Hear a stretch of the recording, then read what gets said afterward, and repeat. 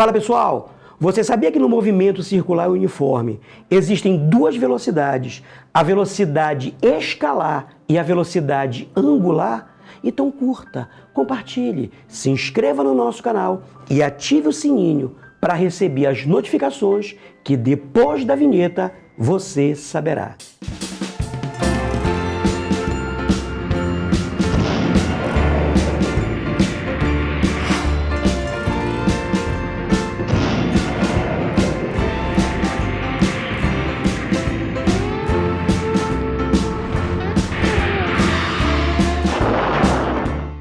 Fala pessoal, continuando a nossa revisão de cinemática, a gente vai falar agora sobre o movimento circular e uniforme, né? O famoso MCU. A gente vai começar vendo algumas características importantes desse movimento. Então bora lá. Imagina que uma partícula, ela descreve uma circunferência de raio R, beleza? Agora, eu vou pegar nessa circunferência, eu vou analisar nessa circunferência somente esse arco AB. É claro que se você pegasse, por exemplo, uma tesoura, e se você cortasse aqui, você poderia medir o comprimento desse arco esticando ele sobre uma régua. Matematicamente, a gente pode calcular o comprimento desse arco da seguinte maneira. Preste bem atenção. Quando a partícula ela se desloca de A para B, perceba que a partícula ela descreve essa linha bem aqui, ó. Isso que eu estou marcando em vermelho, esse arco que eu estou marcando em vermelho, isso é uma linha, beleza?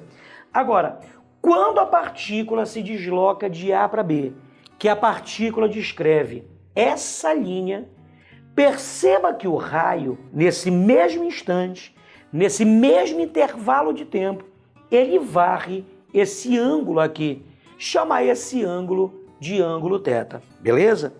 Se você olhar com carinho para essa figura, você percebe que a linha está ligada ao ângulo através desse raio. E de suas aulas de trigonometria, você sabe que existe uma relação entre essas três grandezas. A linha, que é o arco, o ângulo e o raio. Eu quero que você memorize a seguinte frase.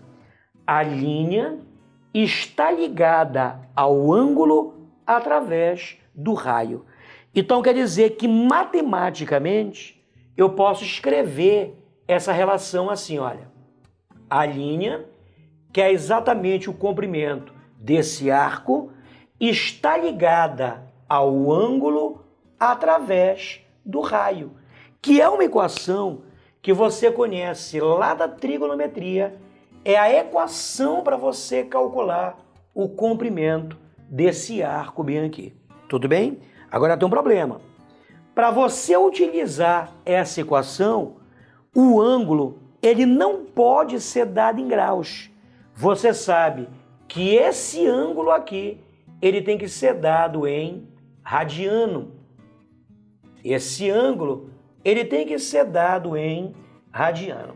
Aí você pergunta assim, Nonato, qual é a relação que há entre o grau e o radiano? De suas aulas de trigonometria, de suas aulas de geometria, você sabe que 180 graus isso corresponde a π radianos, né?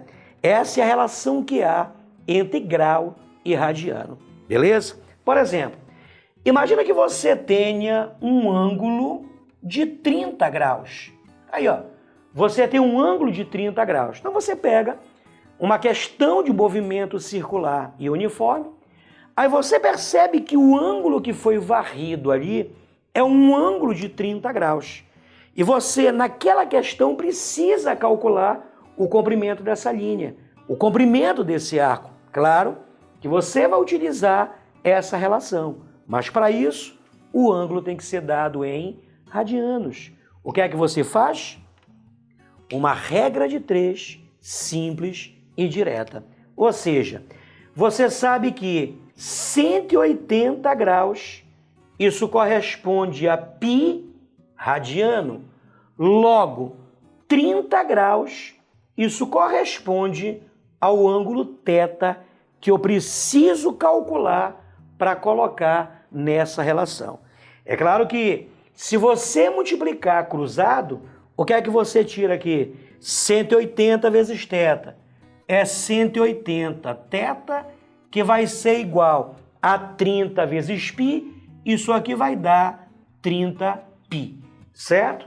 Como você quer o valor de θ, então daqui você tira que θ vai ser igual a 30π, e tudo isso sobre, como eu quero θ, jogo 180 para cá dividindo. Então aqui você tem 180, posso cortar esse cara com esse, posso simplificar tudo por 3, simplificando tudo por 3, lá em cima dá π e aqui embaixo vai dar 6. Então quer dizer que 30 graus corresponde o quê? A π sobre 6 radianos.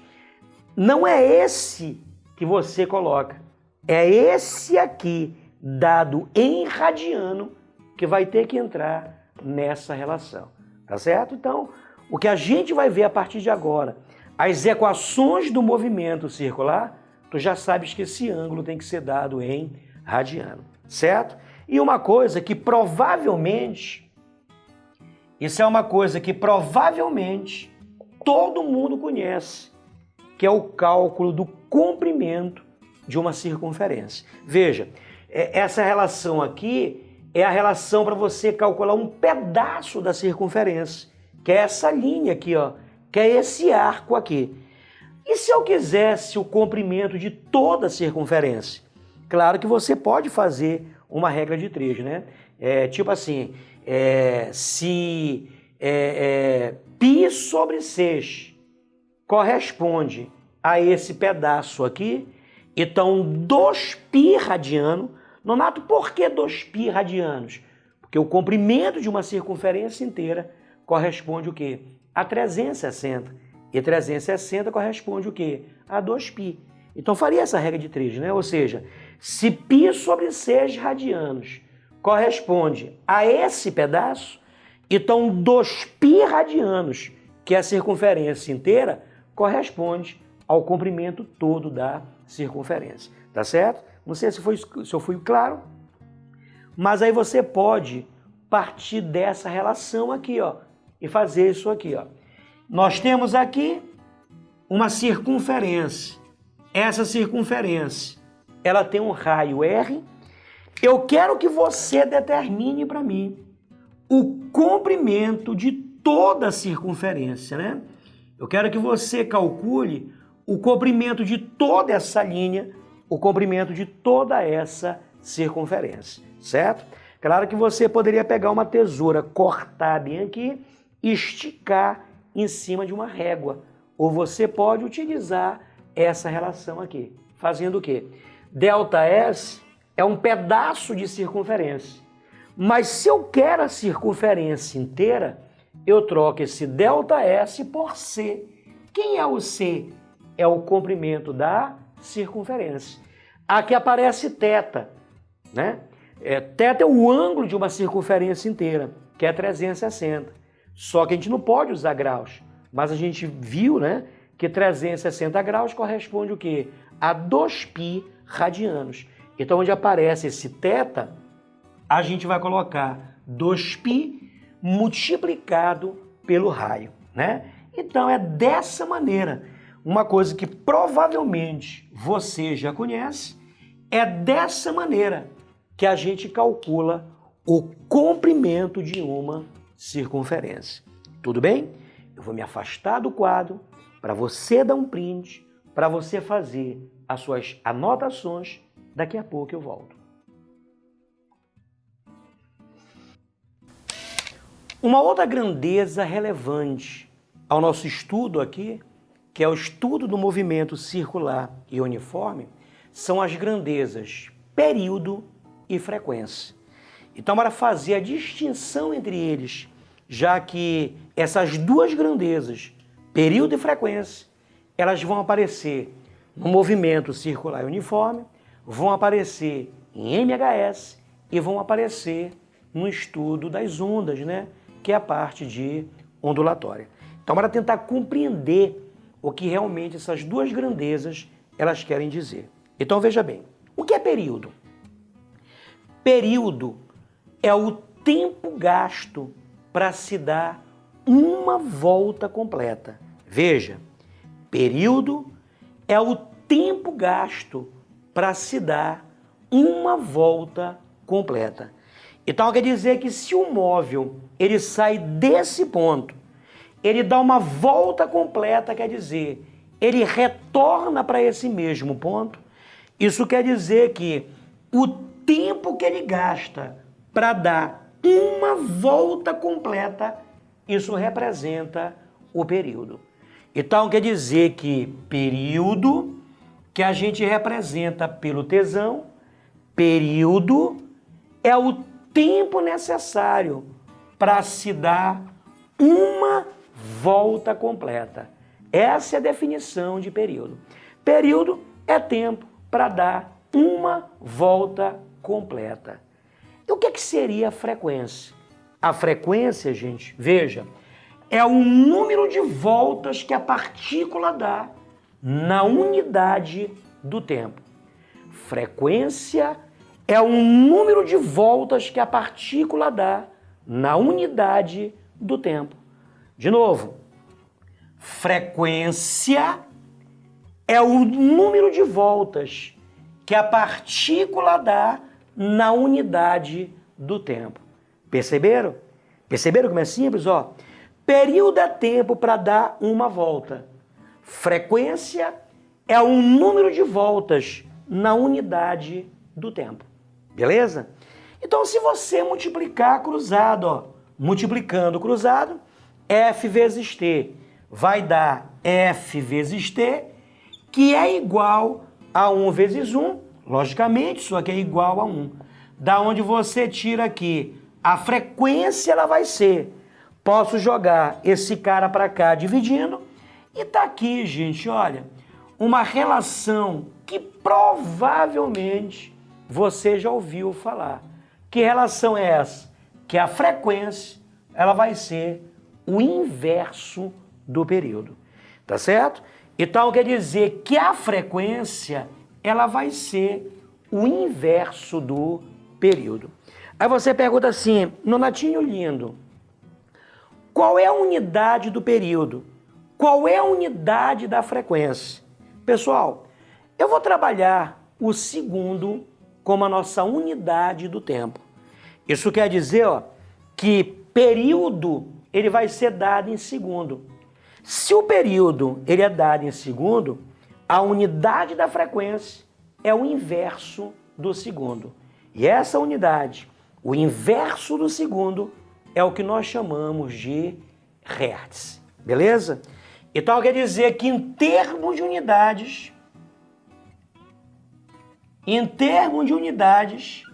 isso quer dizer que a unidade do período, a gente vai trabalhar com o segundo, a unidade do período é o segundo, e a unidade da frequência, claro que se você substituir aqui, ó, a unidade da frequência vai ser 1 sobre o segundo, e isso é chamado de hertz, né?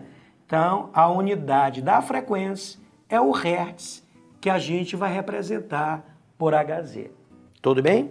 Aí você chega assim, Nonato, eu peguei uma questão de um movimento circular que o cara dizia que a frequência de um eixo era de 1.200 RPM. Que diabo é isso? Bora entender? O cara te disse na questão que a frequência com que gira o eixo de um motor era de 1.200 RPM. Amiguinhos e amiguinhas, RPM quer dizer rotações por minuto. Então quer dizer que se isso aqui representa minuto, essa frequência não pode ser chamada de hertz. Para essa frequência ela ser chamada de hertz, o período ele tem que ser dado em segundos, beleza? Então o que é que você faz? A gente vai traduzir do fisiquês para o português. Bora lá? O cara te disse que a frequência é uma frequência de 1200. Esse R quer dizer o quê? Rotações. Então esse R quer dizer rotações por. Por é uma divisão. Por é uma divisão, né? É por isso que 3 por 4, ele quer que... Bom, 3 por 4, ele quer que você divida 3 por 4. Tá certo? Então, por, aí nesse caso, representa uma divisão, né? Então, ó, 1200, quem é esse R? É rotações. Esse P, por, isso representa o quê? Uma divisão. E esse M, nesse caso, representa o minuto. Então, traduzimos do fisiquês para o português. Bora além. Então, aqui você tira aqui a frequência, ela vai ser 1200 rotações por minuto. Mas a gente sabe que 1 minuto, ele corresponde o quê? A 60 segundos. Opa! Apareceu o segundo.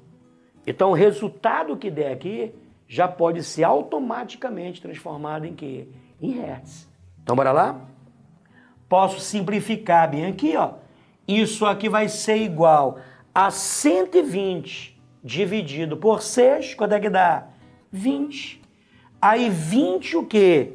Rotações por segundo. Só que quando aparece o segundo, a frequência, automaticamente, ela se transforma em quê? Em hertz. Então quer dizer que 1200 RPM, isso corresponde a 20 hertz, certo? E aqui fica uma adição. Qual é a adição que fica aqui? Que sempre que você quiser passar de RPM para hertz, para passar de RPM para hertz, o que é que eu fiz? Eu dividi por 60. Então, para passar de RPM para hertz, a gente divide por 60.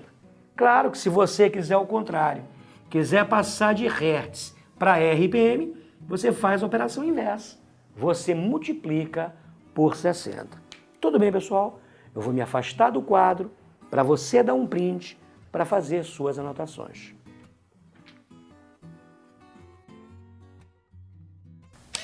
Já que a gente conhece as principais grandezas aí do chamado movimento circular e uniforme, a gente já pode entender o que é esse movimento.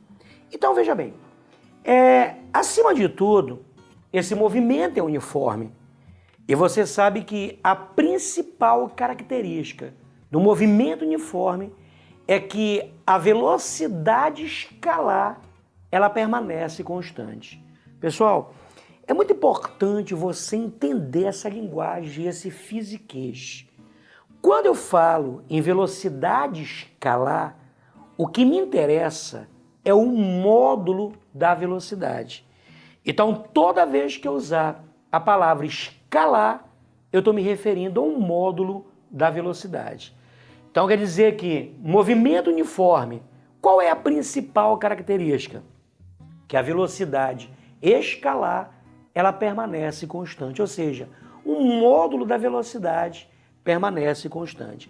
Só que nesse caso, além do movimento ser uniforme, a trajetória é uma circunferência. Então nós temos um movimento circular e uniforme. É aquele movimento em que a trajetória é uma circunferência e o módulo da velocidade ela permanece constante, beleza? Cuidado com pegadinhas. Olha só, olhe para essa figura. Olhando para a figura, uma pessoa de forma desatenta diz, opa, eu percebo que a velocidade ela é constante. Não. Não esquece que a velocidade ela é um conjunto de coisas. Velocidade é um módulo direção e sentido. Então, quando você diz que a velocidade é constante, tu está dizendo que o módulo, a direção e o sentido, eles permanecem constantes, né? E isso não acontece aqui. Você pode perceber que apenas o valor da velocidade é constante. Pode perceber que a cada instante a direção e o sentido ela variam. Não te esquece que a velocidade ela é uma grandeza vetorial. Então a gente tem que prestar atenção nisso, entendeu? Aqui nesse caso, a velocidade ela é constante? Não, porque a direção e o sentido estão variando, embora o valor da velocidade seja constante.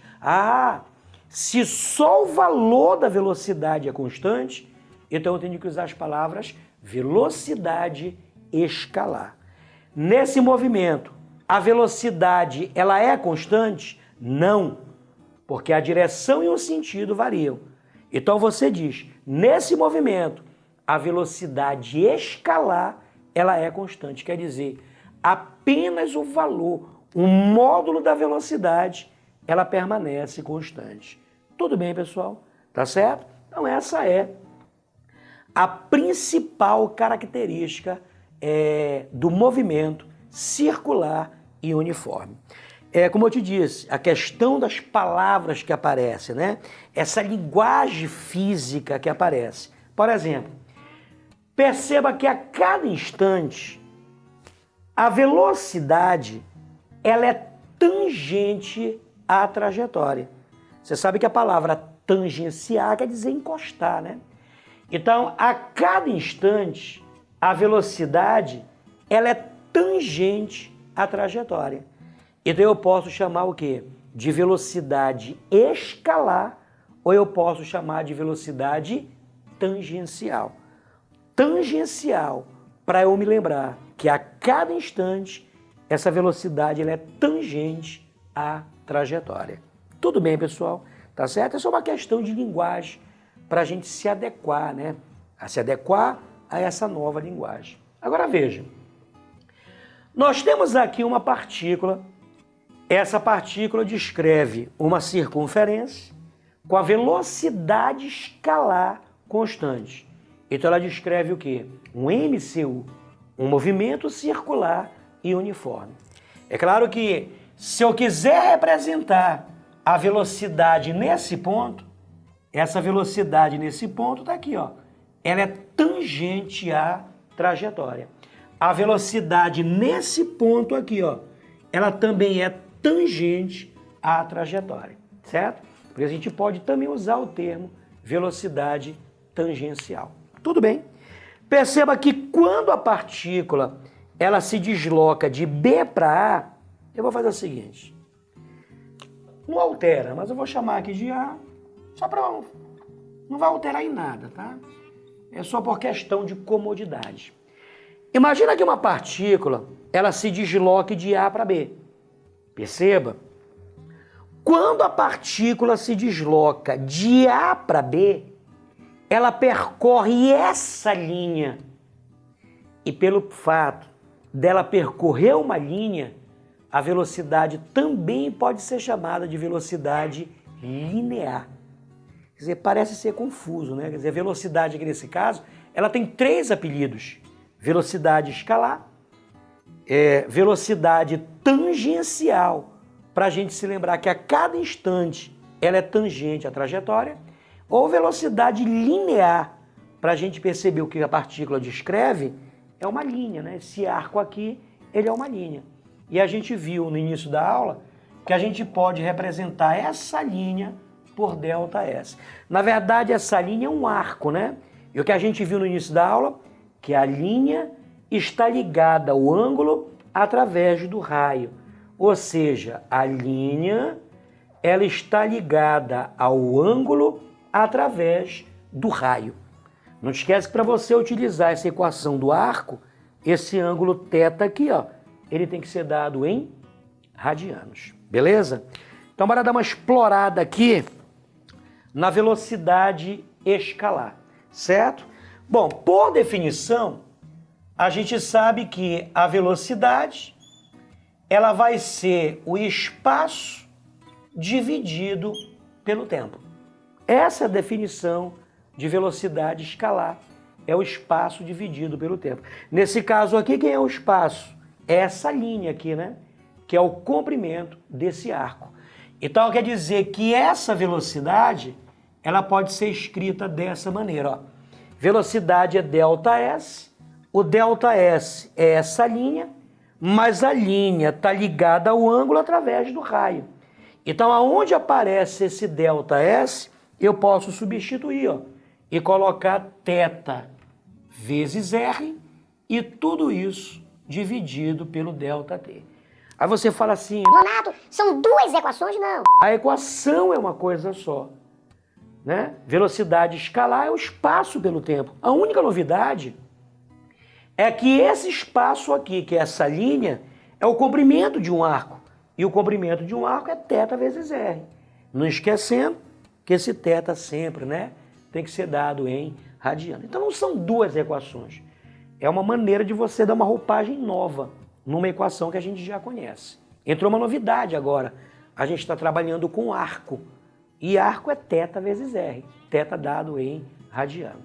Agora, e se na questão o cara não trabalha com o comprimento de um arco? Ele trabalha, por exemplo, com o comprimento de toda a circunferência. Então, para uma volta completa, então quer dizer que para uma volta completa, como é que fica? Vai ficar assim, olha, a velocidade, ela vai ser igual. Numa volta completa, quanto é que vale θ? Ora, numa volta completa, eu tenho uma circunferência inteira. Uma circunferência inteira, o que é? 360 graus, só que 360 graus, o que é? 2π radiano. Então, numa volta completa, quanto é que vale esse θ aqui? 2π radianos, multiplicado pelo raio. E tudo isso dividido pelo tempo. Como é que se chama o tempo gasto numa volta completa? Isso, período. Então, o tempo gasto para se dar uma volta completa é chamada de período. Entenda, gente, não são três equações diferentes. São três modos diferentes de se escrever a equação, né? Você pode pensar assim, ó, sempre. Velocidade é espaço pelo tempo. Poxa, o movimento é circular. Então, o movimento é circular. Velocidade é espaço pelo tempo. Se a partícula dá uma volta completa, quem é o espaço? É o comprimento da circunferência. Então, onde aparece o ΔS é o comprimento da circunferência. Como é que se calcula o comprimento de uma circunferência? 2πr. Dividido pelo tempo. Tempo gasto numa volta completa, período. Entendeu? Então, não é para decorar. Então, você vai tirando a coisa por lógica, né? Você tem que ter a base firme do assunto para você sair desenvolvendo essas equações. Perceba, tudo isso aqui, ó, está sendo multiplicado por 1, né? O número 1 não é o elemento neutro da multiplicação? Então, 2πr é como se tudo tivesse multiplicado por 1. E olha o que apareceu aqui, o inverso do período. Quem é? O inverso do período é isso, frequência. Então, quer dizer que essa equação, ela pode ser escrita assim, ó. 2πr vezes o inverso do período, frequência. Então, 2πr multiplicado pela frequência. Você percebeu? Você percebeu que de elementos básicos a gente sai desenvolvendo isso aqui? É dessa maneira que você tem que aprender física, não decorando essas relações todas aí. Agora veja a questão de lógica. Poxa, velocidade escalar também não pode ser chamada de velocidade linear, como eu acabei de explicar aqui? Então veja a lógica. Se a velocidade linear é a linha dividida pelo tempo, o que é a velocidade angular? Poxa, se a velocidade linear é a linha dividida pelo tempo, o que é a velocidade angular? É o ângulo dividido pelo tempo. Então a velocidade angular, que a gente representa pela letra grega θ, a velocidade angular, ela vai ser o quê? O ângulo dividido pelo tempo. Perceberam a lógica da coisa? Ora, em termos de unidade,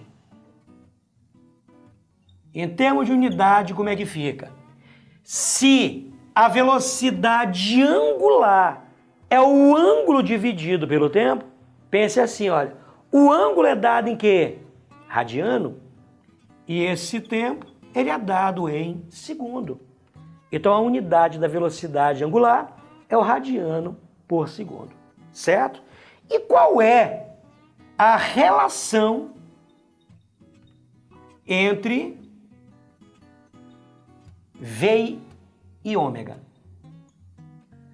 Qual é a relação que há entre a velocidade angular e a velocidade linear ou velocidade escalar?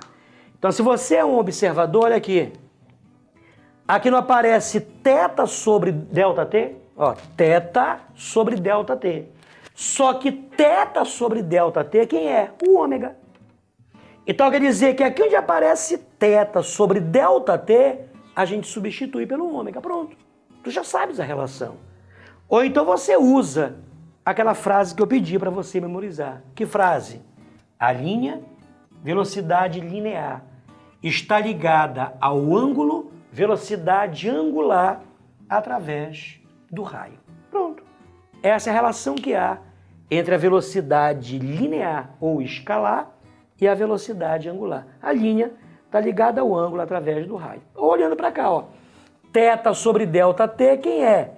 Definição de velocidade angular. Então, V é ômega multiplicado pelo R. Tudo bem, pessoal? Para uma volta completa,